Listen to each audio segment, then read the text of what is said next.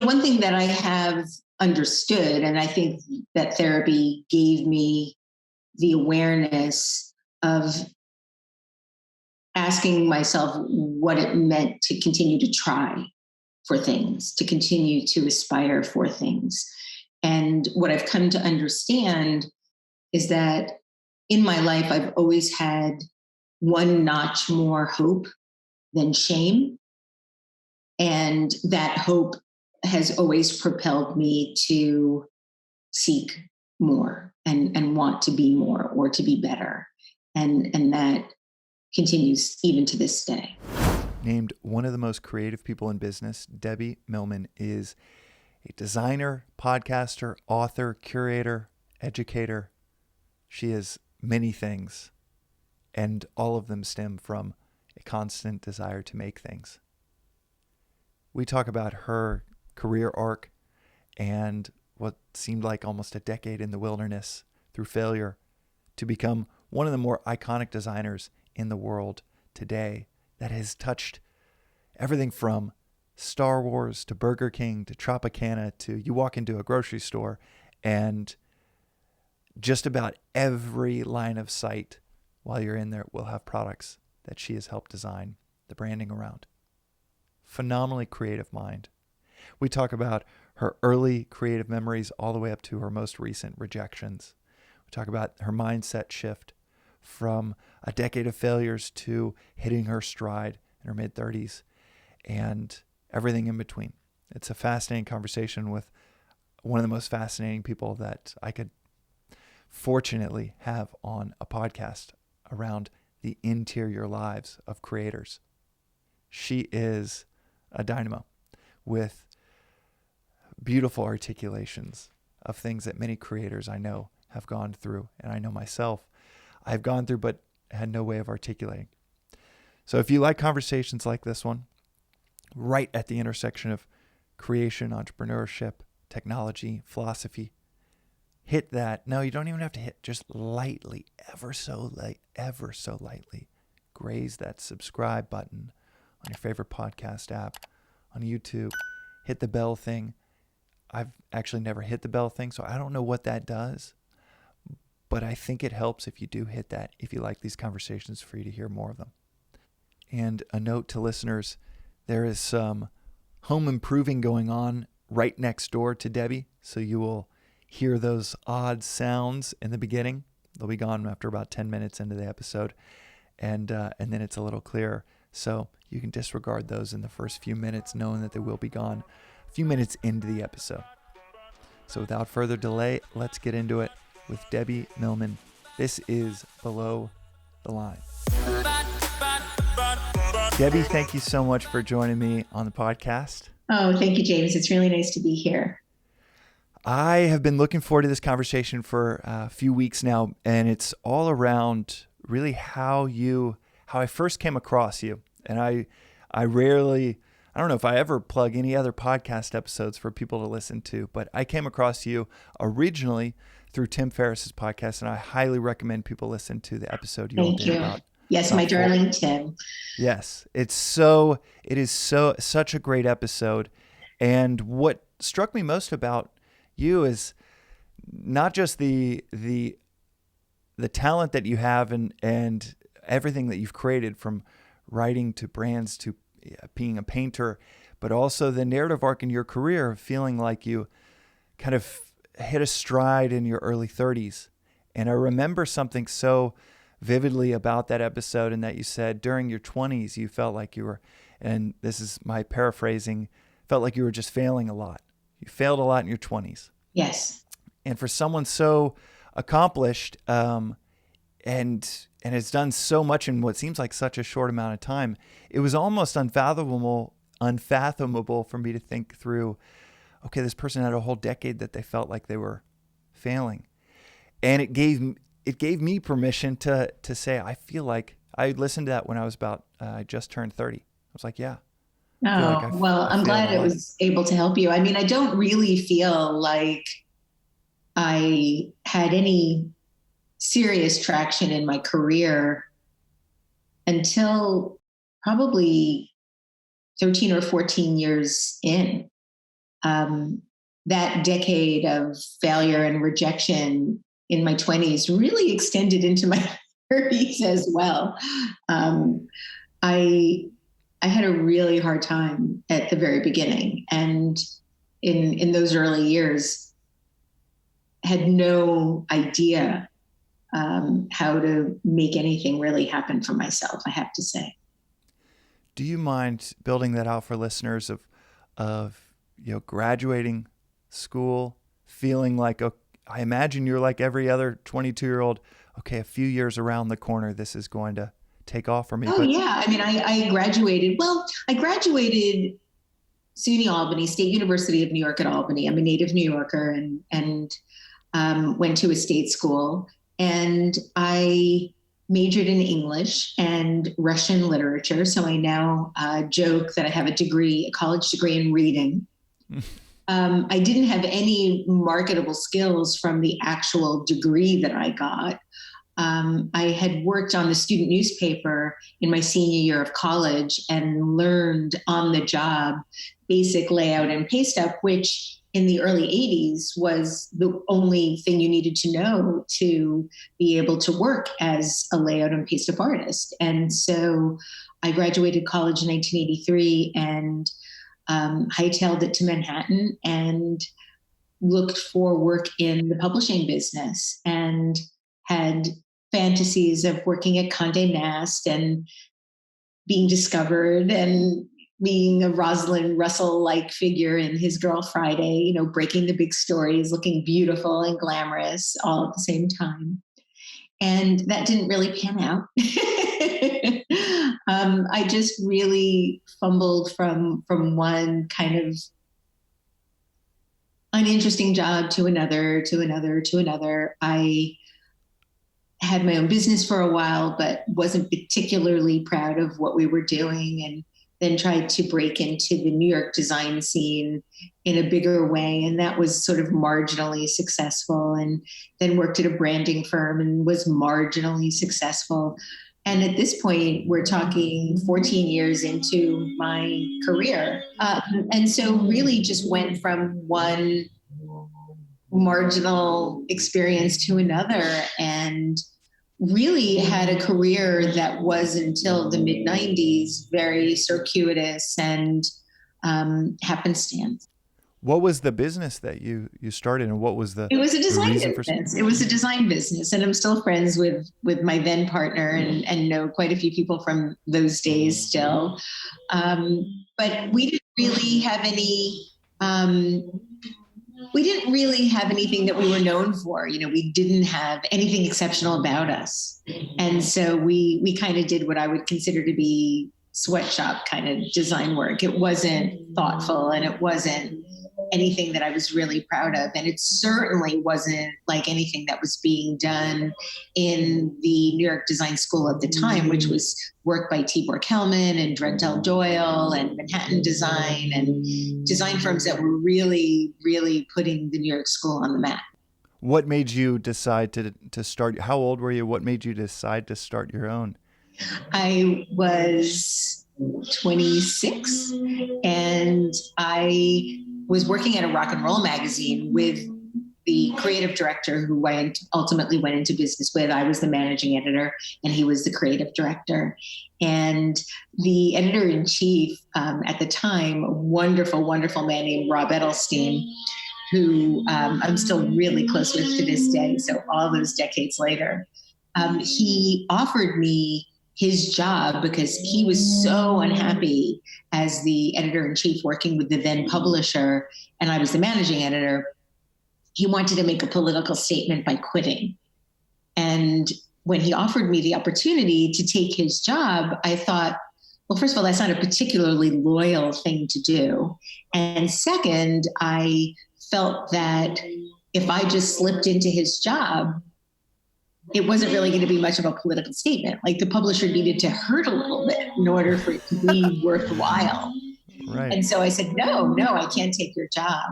And I didn't know it at the time, but he then offered his job to one of the other editors that were working underneath me.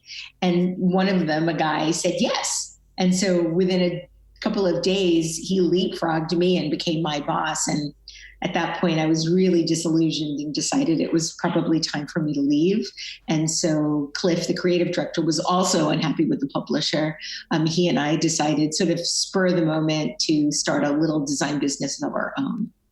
This could be projection, but I have started businesses and know people that have started businesses sometimes to get away from something.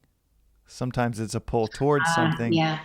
That's a great point. It's a great point. I mean, I think at the time we were both highly entrepreneurial. We had a great relationship as friends. We worked really well together. And at the time, it seemed like almost a natural next step in some ways. I had enough money saved at the time. I joke about this as well, to sort of live like Mahatma Gandhi for a year. And we just gave it our all. And we did get business, and we had some interesting business.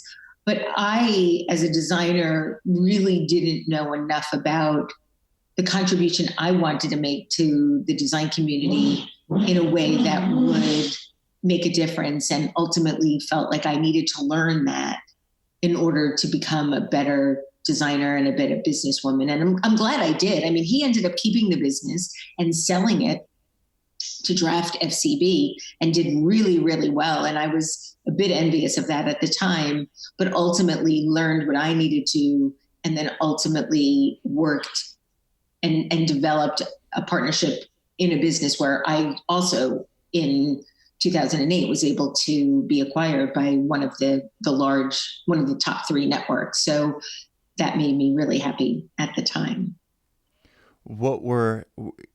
So continue with this story to where you did feel like you hit a stride. Well, when I started at Sterling Brands in 1995, that was 12 years after I graduated. And even in the early days at Sterling, I was still finding my feet. But I did hit my stride by, I want to say, 96, 97, 98, and realized that I had a talent for branding that I wouldn't necessarily say it was innate, but it was something that I was very good at very quickly. And at that point, started to really build a business and be successful at it. And it was really the first time I was ever successful at anything.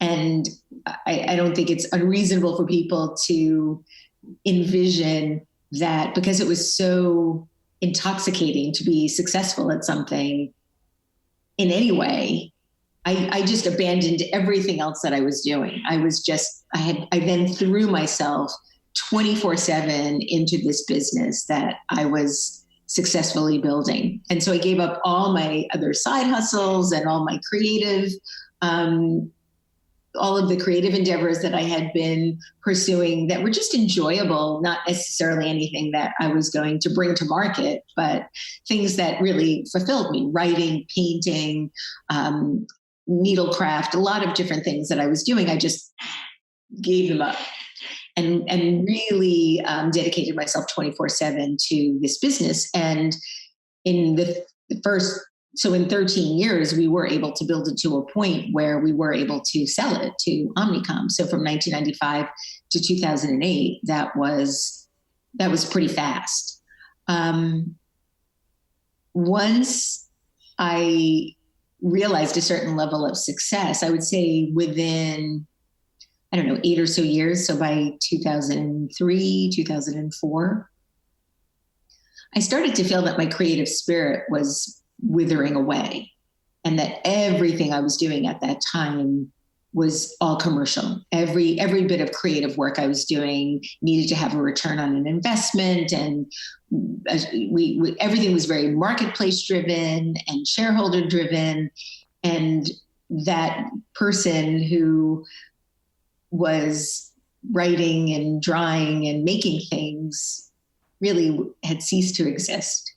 And I was really looking for a spark to bring some of that back. And that's when I started writing for Speak Up, the first design blog, The very next year, I was offered an opportunity to host a radio show on a then fledgling internet radio network that became the seeds of Design Matters, my podcast, which I've now been doing for 16 years. And then we were able to sell Sterling, and I stayed for another 8 years building that business and left in 2016 after I had already founded what's now the world's first master's program in branding at the School of Visual Arts. So lots of different threads all at the same time. Well, I'm going to ask you about almost each one, but continuing that, and maybe this is a misconception, but the idea that there is this struggle and then hitting a stride, is that what it felt like? Did it feel like, okay, this is turning and this is, now I'm in a groove? Or in 1999 and 2001, like in the midst of it, did it feel like this is still just pushing a boulder up a hill? In other words, I don't want to apply a misconception that it hit a groove when you look back and you realize, oh, this really did start to take off. Well, it started to gain momentum. That momentum was thwarted a few times just by marketplace conditions in 2001 with 9/11. And then again in 2008, shortly after we were acquired by the recession. So there were moments of deep fear and trepidation, wondering how the market was going to ever, if at all, respond to what was happening culturally. But other than those 2 years, we really had, from 1995 until 2015, other than those 2 years, year on year, double-digit growth. So it was pretty remarkable. There were several times where obviously things didn't go as planned, but for the most part, we had an incredible run that really did change my life. We had a recent guest, Stephen Pressfield, on the podcast, who's he's amazing, and author of one of the best books on all creation. Time. Yeah, War of Art. Yes. And he was telling a story of 7 years before his first book was published, from when he set out and said, I'm going to write for 27 years. That's incredible. That's a magic number, because I think Tim Ferriss went to, 26 or 27 publishers before he was able to sell the 4-Hour Work Week. Well, it is certainly, it's daunting just to hear that. It's exhausting just to hear 27 years. But one of the interesting things within that he also mentioned that has stuck with me, that there was a 6-year gap that he was quote unquote a writer, but he couldn't even bring out his typewriter. In that 13-year, 14-year struggle to hit your stride, were there moments of despair where you're like, this just design is not for me, or this idea of a career? There were many moments of despair. The interesting thing is I kept very diligent journals at that time. And so all of it is documented.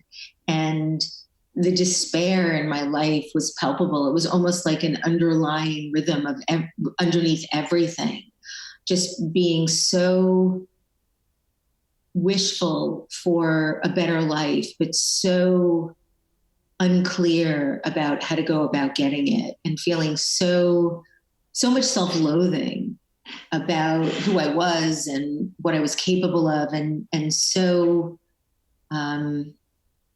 pessimistic about my possibilities and hopes. I just remember writing, and I can, go back to the entries where I was like, what good am I? What will I ever amount to? I want so much. How will I ever be able to get anything? A real underlying sense of sadness. Did the circumstances change and then the emotion change? Did the mindset No, I think change? I changed first, and then the circumstances began to change, and then the emotions followed suit.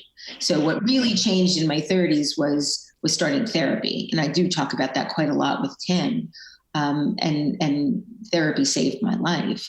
A lot of the despair was symptomatic of what I was experiencing in that moment. But the origin of that despair really came much earlier, from a very violent and destructive childhood. So that was being played out by the way in which I was behaving in my day-to-day life in my 20s. And then in my early 30s, started therapy, which really helped me over the decades sort of deconstruct those earlier years to fully understand what I went through, why I went through it, how I went through it, and then ultimately on a very slow path to recovery, which still exists today. I'm still on that same path and still trying to make a life that I'm proud of. So it's not a story that has an end. It's just a continuing and ongoing journey to really find self-actualization. I love how you say it with enthusiasm, in the sense that I can say I'm getting the sense that you really believe that is the goal. Is that or a placeholder? Is that a cultural placeholder for this this pursuit? Well, I'm really just sort of tongue-in-cheeking the whole Maslow's hierarchy of needs. But there is something sincere in that as well, in that I would like to continue to evolve until I die. I don't want to have my best work behind me. One of the stories that I love to share about some of my best interviews, one of which is, I think, with David Lee Roth, the lead singer of Van Halen. And when I was interviewing him, my interviews tend to be the arc of a person's life. And so, of course, we needed to talk about the 80s and his being part of one of the most popular, if not the most popular band of the 1980s, Van Halen, and what it felt like in 1984 to really be the king of the universe and to have everything that anyone could ever ask for. He was one of, if not the most famous person on the planet. And I asked him what that felt like. What did it feel like at that moment in time to be that successful at everything? And he said, you have to be really, really careful when you reach the tippy top of the tallest mountain. Well, he didn't say tippy top, but you know what I mean. Because when you reach that peak where it's the highest possible peak that you can even envision, you're often alone. It's very cold and there's only one direction. And that really led me to understand the importance of being patient with your own journey and evolving and growing in a way that allows you to essentially peak the day before you die. Mm-hmm. And I think somebody like Milton Glaser did that. So did Massimo Vignelli. They did a lot of their best work in the years before they passed away. Somebody working today that I think is still doing her best work and continues to hit it out of the ballpark almost every time she's at bat is Paula Scher, the great, great designer, who is still doing incredible work in, her 6th decade working. That's something that is really important to me now as I get older and as I am working on, this arc of my life. So does part of you feel fortunate that you didn't hit your stride or be involved in some? Yeah, I mean, it's always in your 20s. It's easy to look back and say, yes, of course. When I was going through it, if I had said, hey, Deb, just be patient. In 30 years, you're going to be really happy. I would have been like, fuck you, Debbie. Fuck you, older Debbie. I want to be happy now. I would not have been relieved to hear that. I would have been incredulous and I wouldn't have believed it. This is what I guess Dan Gilbert would call synthesizing happiness. I can look back and say, well, if that hadn't happened in exactly that way, then I wouldn't be who I am now. And now I'm happy. So yay. I think that I can take it all in stride, but I also will say that when it does take longer, I think people tend to be more grateful that it happened at all. And that I do really appreciate, having that sense of gratitude in my life about being able to achieve anything when it took a really long time to be able to do it. Crescendos are underrated. How would you contrast? You spoke about the mindset shift and therapy. How would you contrast post therapy or post beginning therapy Debbie mindset versus the 20s Debbie mindset? What were the differences? Well, I have a lot more patience now. I'm not as short tempered. Were you short tempered in your 20s? Yes, without a doubt.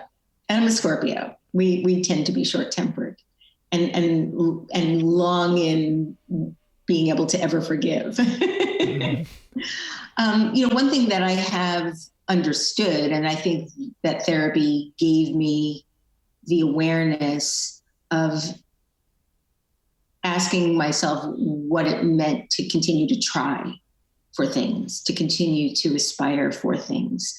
And what I've come to understand is that in my life, I've always had one notch more hope than shame.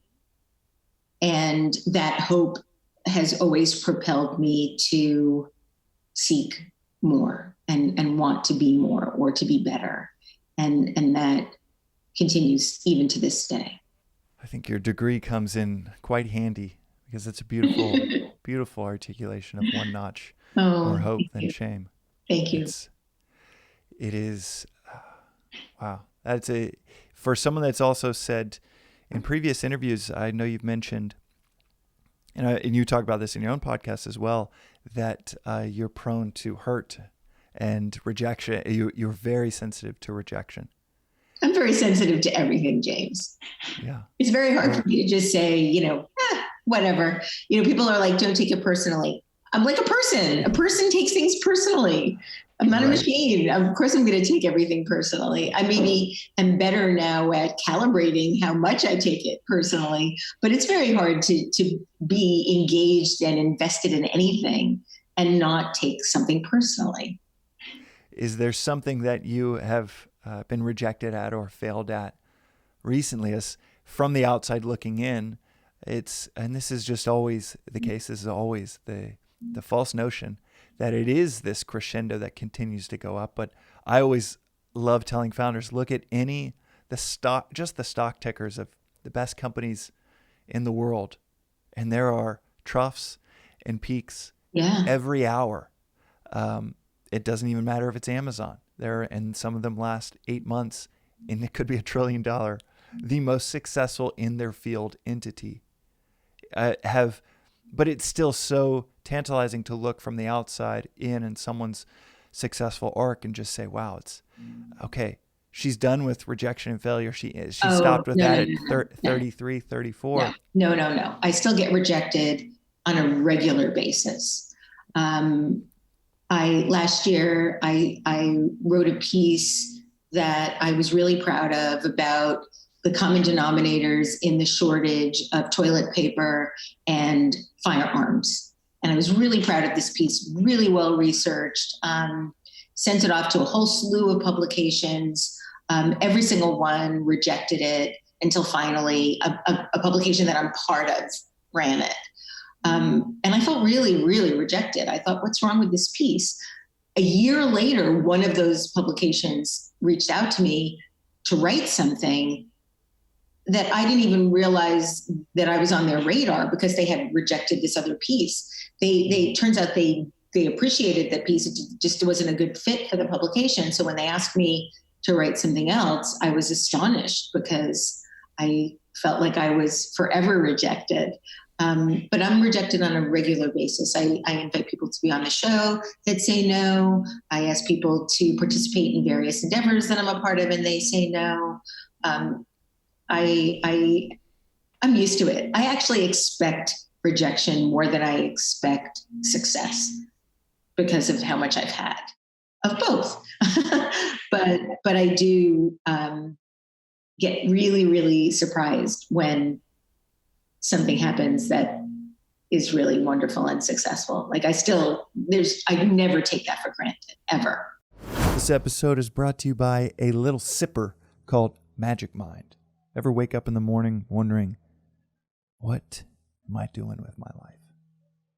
Well, what you probably aren't doing is sipping on them Magic Minds. Magic Mind is a 2-ounce shot, matcha, nootropics, adaptogens, functional mushrooms, everything in a morning ritual drink that you've ever wanted. You take it alongside your morning coffee or tea, and you get 7 hours of creative, productive flow. It has 12 magical ingredients that all combine for everything you'd want in a shot.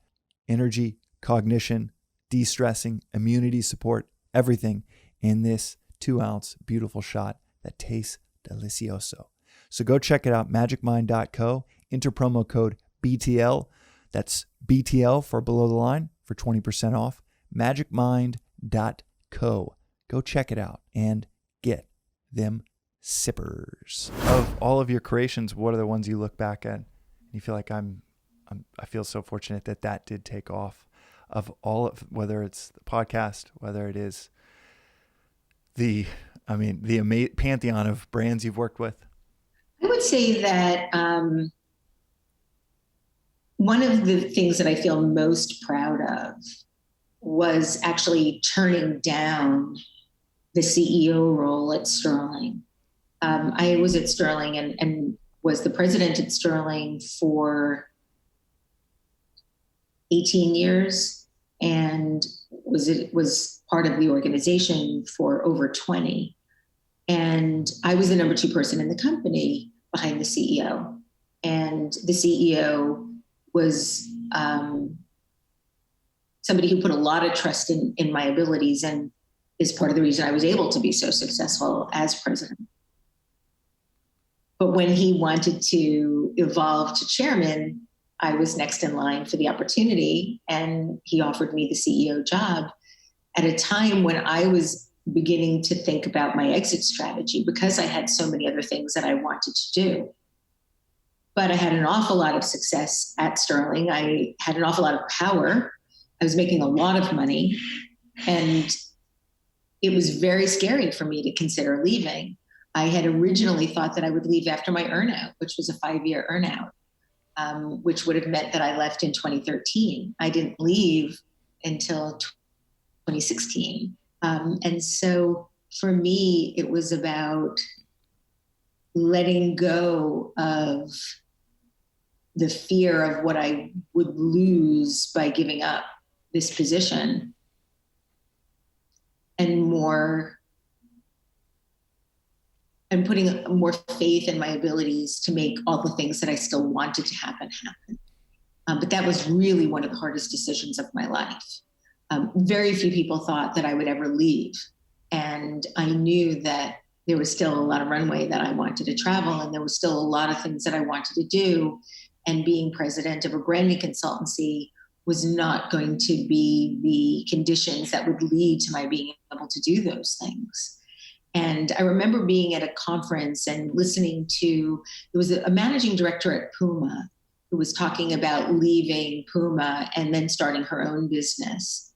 And somebody asked her, how did she ultimately do it? And she said she felt like her life at that point prior to leaving was like being on a trapeze, and that she wasn't just holding on with her hands. She was like holding on with her elbows and her legs, and she was so tightly wound into that trapeze that the only way to let go was to just drop. And ultimately, that's what she had to do in order to be able to reach her next peak. And I felt that was exactly how I felt at the time. I was just so sort of pretzeled into this trapeze position that the only way to let go was to just completely break away at that time. And ultimately I did. I probably spent more time breaking away than I really needed to. I went from working 5 days a week to 3 days a week, and then 3 days a week to 1 day a week. And it was my former partner that said, don't go cold turkey. It's going to be very hard emotionally to just give it all up at once. And I probably took his advice a little bit too much to heart and took a little bit too long to extract myself. That is so, oh, that's so beautiful that you look back at the things that you could choose in your past, the things to cherish, and you choose something that you didn't do. That's such a great contrast to how the outside looking in, we think its stories are made by what people choose to do. Right. And it's so interesting to hear you say, and I think that's so powerful. There's something universally true about some of the more powerful things that ever happen in our lives are the things we choose not to do. Right. There's an author, this Swami in India, and I love his books, and he said one time to someone in his ashram, "You know what's great about me? All of the things I didn't do."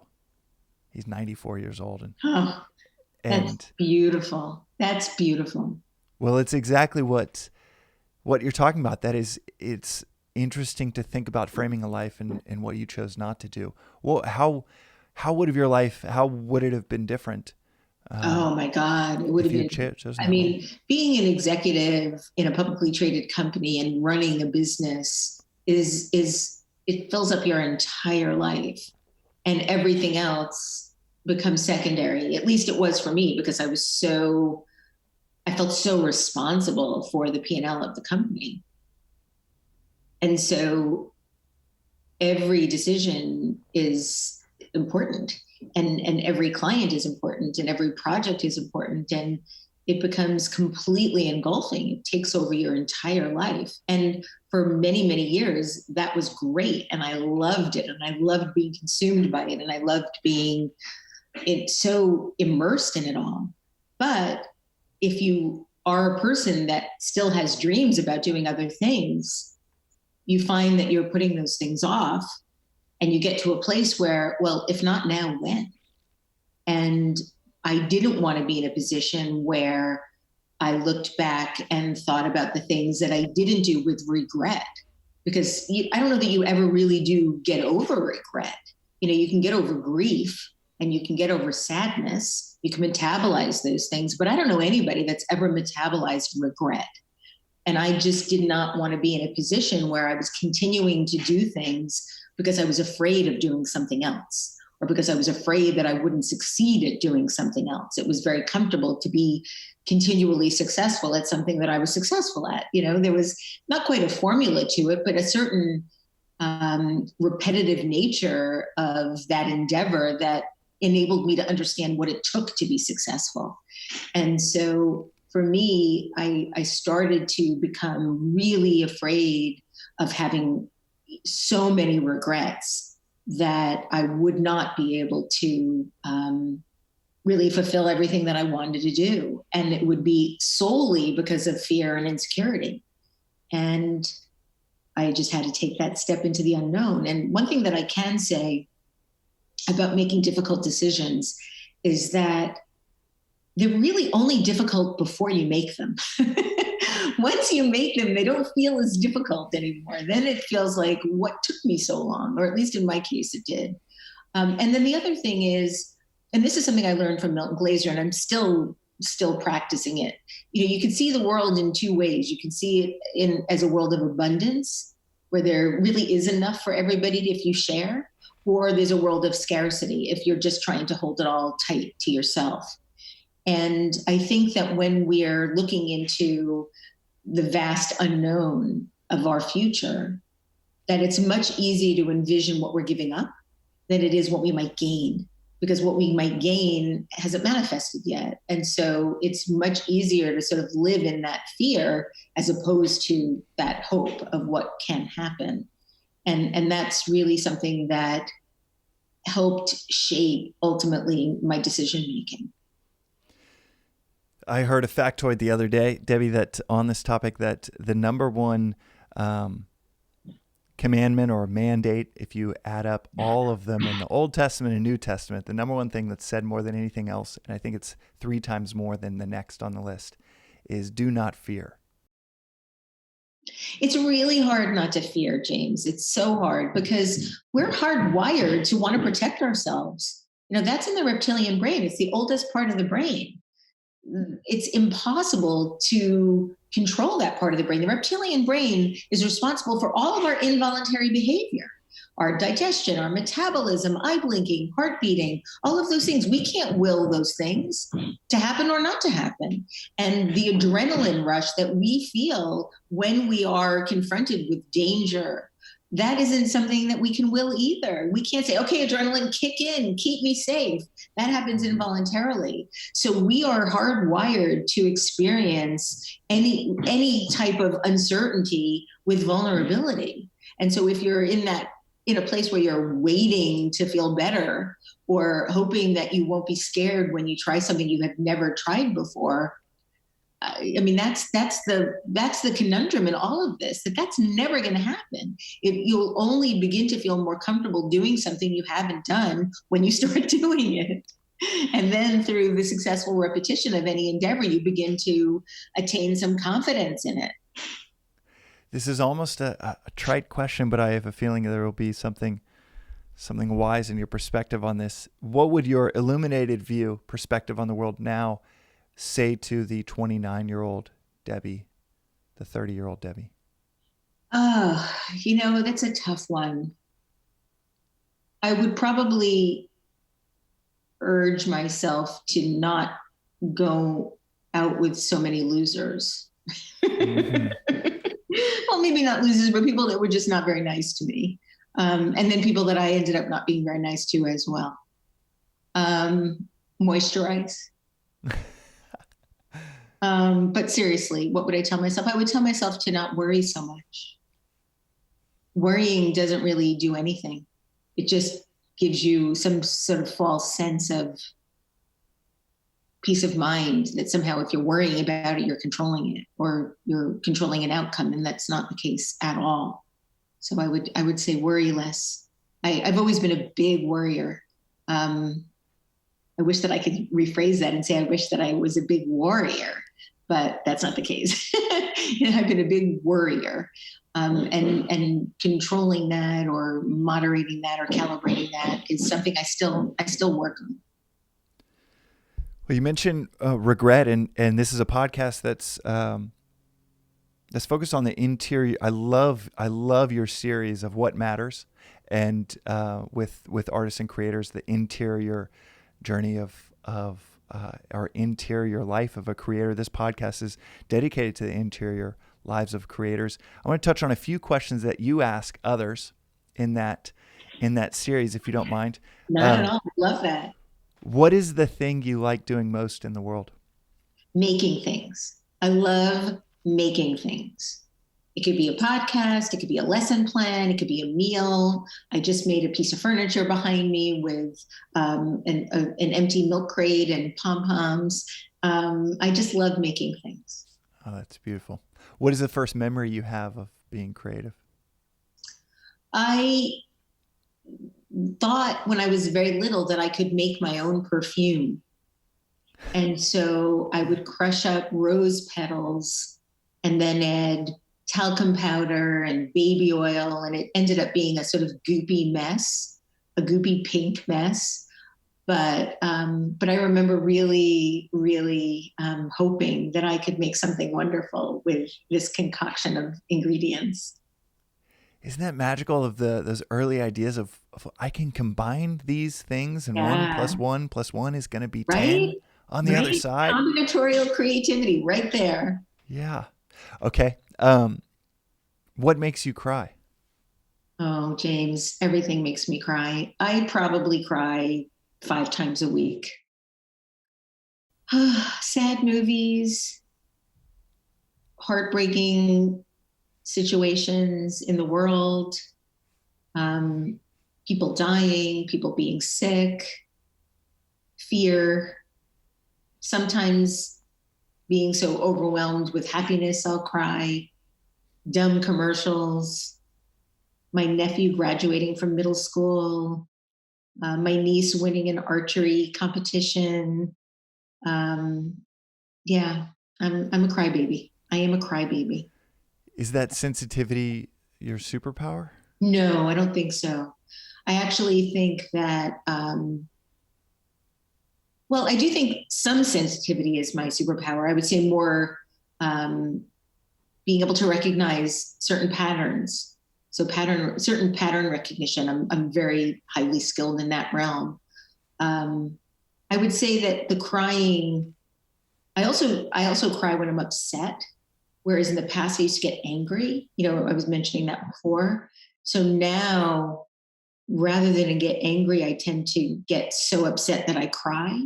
But I do think that anger is really a mask for deep grief that you're unwilling or unable to assess or access. And so I do cry a lot more easily now. And I think that has replaced a great deal of what was anger. Mm. It sounds like a healthier evolution. Maybe. Painful nonetheless, but healthier perhaps. What do you hate most about yourself? I love that you ask these questions. That's the question I've gotten most pushback from people. They're always like, hate is a very strong word. I hate a lot of things about myself, unfortunately. I really hate my thighs. Hate my neck. I hate my insecurity. I hate my self-doubt. I hate my lack of athleticism. I hate that I'm lazy sometimes. I hate that I'm impatient. Yeah. I mean, it is a strong word, but I would say that I really do honestly hate those things. Has your relationship with those things changed over time? Has that hate become almost something you witness from afar, or still just visceral? Jaded acceptance. Jaded acceptance. What do you love most about yourself? I love my creativity. I love my persistence. I love my resilience. I love the notion that you can just keep building and growing and evolving. And I have endless faith in that. I love my hope. I love how I feel about my nieces and nephews and my pets. I love my relationship with my wife. And I love what it's taken to get there. So there you have a list of loves. No, that's perfect. Okay, 8 minutes. So this is perfect. We'll do the last question. So last question for you, Debbie. And maybe you've mentioned some of these things woven into other answers, but can you tell me 3 stories in your life that have helped shape who you have become today? Absolutely. I'll start with a really horrible one, and that was my childhood, the dark years, as I call them. I really experienced a lot of violence growing up, emotional, physical, and sexual. And I do have to say that I don't have any gratitude about any of that. However, I do feel that it's contributed to who I am today, and being able to do the work that I do to eradicate sexual violence and the rape kit backlog with Mariska Hargitay and the Joyful Heart Foundation really helps my life feel like it makes sense. And that is something that I did talk to Tim about on his podcast. And that is something that remains really one of the centerpieces of my life today. I don't know that I'd be doing that work otherwise. And I do feel like it's the most important work I do. So that's one story. I guess another would be the initial activity, I guess is the word for it, on the blog, on the then first design blog, Speak Up, where I was criticized for my work on the Burger King logo and the then logo for Star Wars Episode 2, Attack of the Clones. And I was called a corporate clown and a she-devil. And at the time was so humiliated, considered leaving the design business. May 3rd, 2003 was really one of the worst days of my life, because it really was a takedown of my entire career on this blog, something that I had never even knew existed. Who knew what a weblog was in 2003? But that ended up being one of the most important days of my life. And I would say that almost all of the opportunities that came my way, I can point back to that experience and my getting involved with Speak Up and ultimately writing for Speak Up and becoming friends with Armin Vitt and Brandy Gomez Palacio and really being a member of their family now, and then writing for Print Magazine, and now I'm one of the owners of printmag.com. And I even think my podcast came out of that writing that I was doing on the blog back then. So that's probably the second. And then I guess the third would be pursuing and meeting my wife, who at the time was just trying to get her to be on my podcast, and little did I know that we'd end up married. So those are three big defining moments for me that have shaped the life I have today. It's interesting that you balance this gratitude, even in the language, delicately choosing the words, because gratitude might not be the right word for it, but knowing that there are contributions from areas in lives we would never have designed ourselves. Yeah.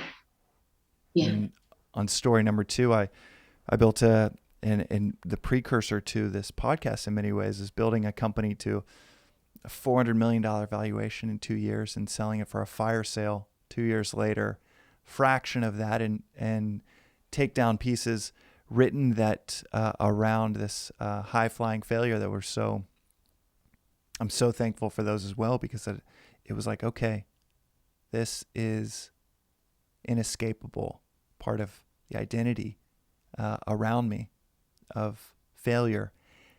And by embracing it, I'm the founder that founders, when they're going through really tough times, reach out to, because it is a part of my identity that at one point was inescapable and now is invaluable, that for so many, I know for the lesser version of myself, I would have never referenced the failure if I could have come up with some mask for it or some way to gloss over it. Oh, absolutely. Absolutely. I mean, at the time that I had that takedown on Speak Up, May 2nd, 2003, that really, I thought, was the worst day of my life. And now I can look back on it 18 years later and say, that is the most important day of my professional life, bar none. Okay, 3 minutes. So I'm going to ask one more question about that. Absolutely. Was it 2 days later you saw the hope on the other side of that? Oh, no. 2 years later? I would say within a few months, I started to see that there were opportunities that were coming out of that experience, but by no means had the ability to forecast into the future what was still to come. And so it was really one thing that led to another, small steps, tiny small steps that ultimately turned into a transformative leap. Debbie, thank you so much for the generosity of time and insight. Where can people find out more about you online? DebbieMillman.com will take you to pretty much everything. And I'm also Debbie Millman on Twitter and Instagram and all those social places. Well, I love your tweets. I recommend people follow you on Twitter, especially to get the new editions of the podcast, as well as the series that you're doing on What Matters. So thank you so much, Debbie. James, thank you so much. This has been such a really wonderful conversation, and I've loved having it with you. Thank you.